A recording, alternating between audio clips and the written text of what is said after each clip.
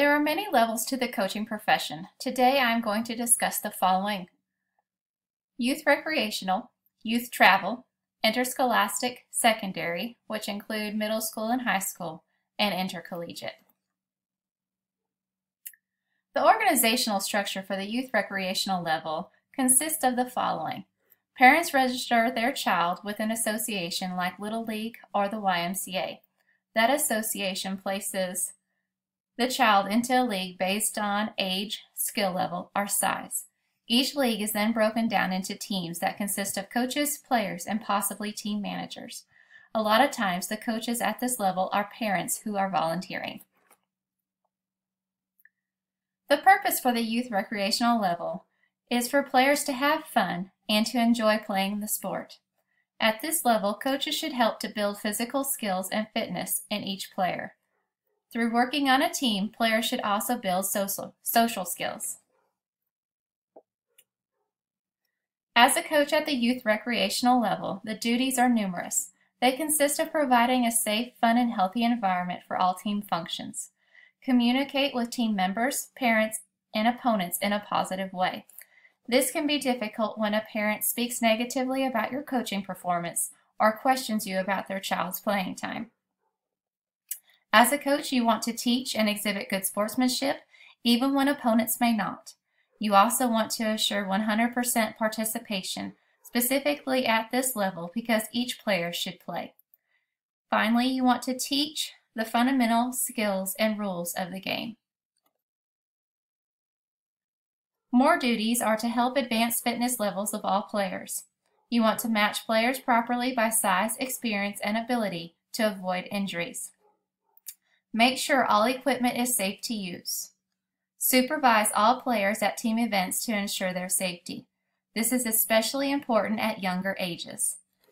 Make sure parents and players are also aware of the risk associated with your sport. Lastly, remain aware of the health and well-being of each team player. For example, don't play someone who is clearly hurt, even though their parent or the child says they are fine. Potential problems at this level include the coach's desire to win. We all have an inner desire to win, but we must first remember the purpose of the sport at this level. Another issue is the parent's desire for their child to succeed. As a parent, sometimes you want your child to perform so well that you forget that this is a recreational league, not the major leagues or the NBA. The next level is youth travel. The organizational structure is similar to the previous level. You have parents that have their child sign up or try out for an association, such as North Georgia Travel Baseball. That association is broken down into teams based on age, size, and skill level. From there, the teams consist of coaches, players, and managers. The purpose for the youth travel level consists of fun and enjoyment for players, continued improvement of physical skills and fitness, a commitment to team and sportsmanship, and a continuation of building social skills. Depending upon the age of this, winning may also be emphasized. Coaching duties for youth travel include providing a safe and fun environment for all team functions. It is important for a coach to be a good role model and to communicate effectively with all involved. Understand all rules for the league because they may vary by organization. Teach and exhibit good sportsmanship at all times. Teach the fundamental skills and rules of the sport. Help each team member advance their fitness levels. Be sure to properly match players by size, experience, and ability to help avoid injuries. More duties for this level include inspecting all equipment and making sure it is in good working order. Supervise all players at all times, especially at younger ages, to prevent possible injuries. Make sure parents and players understand the risk associated with your sport. Remain aware of the well-being of all team members. You may also have to arrange travel and lodging accommodations when necessary. Make sure to develop and distribute your schedule to players, parents, and to the organization to help prevent miscommunications. Potential issues at this level include the coach's desire to win at the expense of putting child first. For example, letting a child to continue to pitch even though he or she has exceeded your set pitch count. Parents' desire for child to succeed rather than enjoy the experience. An athlete's desire for success rather than putting team first. Organizations that serve adults, not kids. It's hard to believe that there are some organizations that are all about the money rather than helping kids learn and improve their sports skills. The third level is interscholastic secondary level. This includes high schools and middle schools. This level's organization structure is a little more complex because the parents and/or voters help elect state and local officials, which can impact the state organization, such as the GHSA, or the school system, such as the superintendent. The athletic department must adhere to the rules and regulations set forth by the state organization, as well as the school system. Both the team and staff must report to the athletic department. Also, the various booster clubs for various sports must adhere to the rules set in place by the athletic department. The purpose for this level sport is for each player to have fun and enjoy playing. Each player should continue to build the sports skills as well as their social skills. Finally, their goal should also be to win. Duties at this level depend greatly on whether you are a certified teacher or a community coach. I will first discuss those of a certified teacher. Any certified teacher can coach. It does not have to be a PE teacher.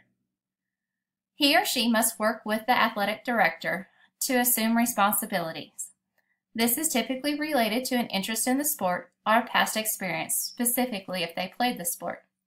Coaches at the level are paid a stipend. These can range from a few $100s up to thousands of dollars. A certified teacher may coach 1 to 3 sports. The number of sports is often determined by the school's needs, the coach's interest, and the season. Specific coaching duties include team selection, planning and running practices and coaching games, preparing and helping maintain facilities, making sure players are eligible to play, raising funds and promoting your sport in the community, and scouting. Thankfully, scouting has become more efficient with programs such as Huddle. Teaching duties include 4 to 6 periods per day, numerous things to grade, and having a lunch and planning period. Academic discipline related duties may involve maintaining facilities, extracurricular activities, advising students, and planning or revising curriculum. School responsibilities of a certified teacher coach may involve other school duties like bus duties, meetings with parents and attending school functions. They may also have to serve on school or community committees. Also, it's very important for teachers to they must keep their certification current. Coaching is optional, although your willingness to do it may help you land a job. Keep in mind you may coach more than one sport. Finally, be aware of coach and teacher role conflicts. A community coach may also be called a lay coach. This is someone who does not work for the school system. Being a lay coach is a good way to get your foot in the door, especially as a college student. A lay coach must get the approval of the athletic director at the school. The AD will then arrange for the lay coach to take the coaching exam. This exam must be passed in order to be put on the coaching staff. Here in Georgia, the CEP consists of a 4-hour first aid course and exam. Also, an 8-hour principles of coaching class and exam. Each person that wants to be a lay coach must pass each exam with an 80% or higher. Exams must be taken within 3 months of the class date. In order to take the exam, the school must provide the GHSA with completed application and fee. Applicants must have a criminal background check completed. They must also attend a rules clinic associated to their sport before coaching. Potential problems at this level may include the coach's objectives not matching with the level of competition, the coach's desire to win at the expense of putting player first, for example, playing an injured player and putting them at risk for further injury. On the other side, parents' objectives may not match with level of competition or coaching objectives. Sometimes a parent's desire for their child to succeed is more important than the child enjoying the playing experience. Finally, there are going to be day-to-day challenges. For example, players getting into trouble at school, fights between players, and unfortunately, you may have to deal with the death of a player. All of these issues must be addressed as a coach. Lastly, the intercollegiate level. The institution, for example, the University of Tennessee, must adhere to the rules and regulations in place by their national association, which in this case is NCAA Division I. From there, the athletic department must follow the rules set forth by both the NCAA and the SEC.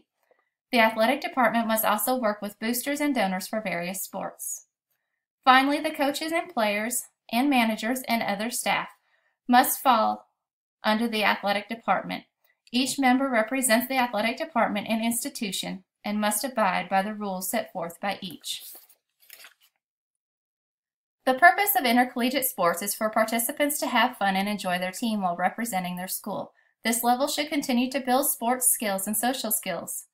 Finally, there is a big emphasis on winning. In fact, coaches have been fired at this level if their team does not win. Coaching duties may include the supervision of coaches and competitors. They also might direct training and practice programs, teach skills and strategies for use at competitions, recruit athletes, scouts, opponents. They help maintain appropriate team conduct. They must also help supervise academic progress. As a coach, you should want your athletes to be both successful in the classroom and on the playing field. Other duties may include the development of schedules and budgets, making travel arrangements. You may also have to drive college vehicles. When I was in college, my softball coach drove our bus for all the way competitions.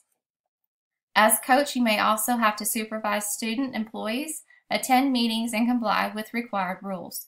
It is important to note that these duties will vary greatly depending upon what level of competition you coach at.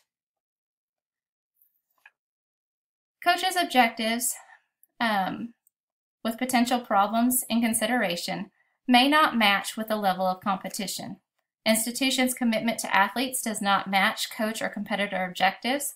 For example, some institutions may direct funds to other programs and make cuts to athletics. Players have objectives not matching institutional or coach objectives. And you will also have to deal with various day-to-day challenges. For example, DUI, assaults, ineligible players, or injured players. So just to recap, the 4 levels of coaching I discussed today include youth recreational, youth travel, interscholastic secondary, and intercollegiate.